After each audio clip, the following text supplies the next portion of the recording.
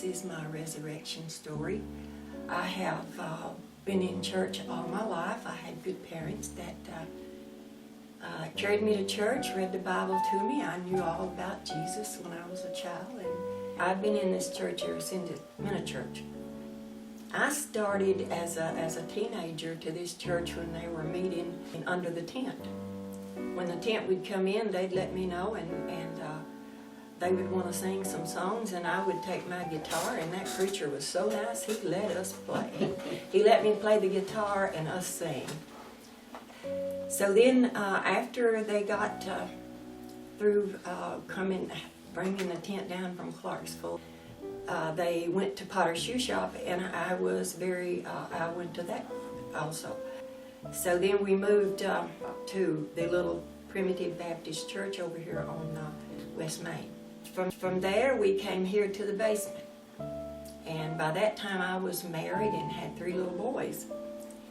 And I really got serious then about coming to church, because I knew I had to teach those little boys just like my parents taught me. And so when John Adams, Reverend Adams, started preaching,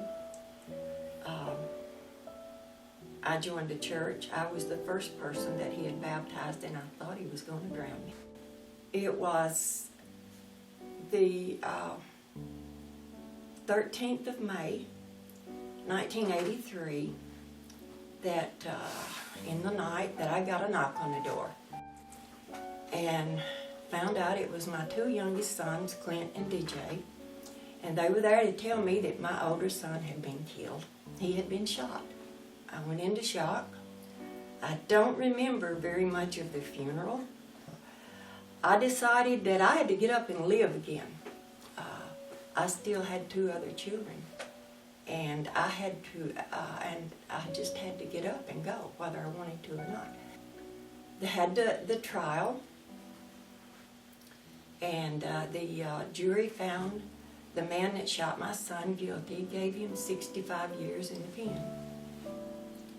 It was a few months after that the sheriff, he came to my beauty shop, and he said, "Pearl, I need to talk to you in private." And he told me that the night before, after dark, they carried the man into the courthouse and set him free.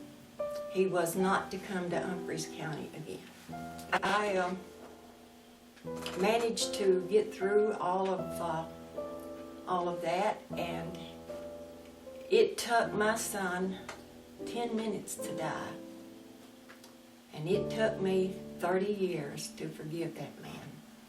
And I knew I had to if I was going to heaven, and that's the hardest thing I ever had to do in my life.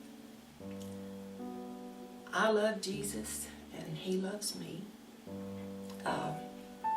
He answers my prayers because I know He's going to. He is with me every day. Some days I can feel His presence, and some days I really have to pray to feel His presence. And He's just been very, very faithful to me, and I hope I'm faithful to God. I try to be.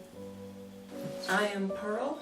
I have been crucified with Christ, and I no longer live, but Christ lives in me.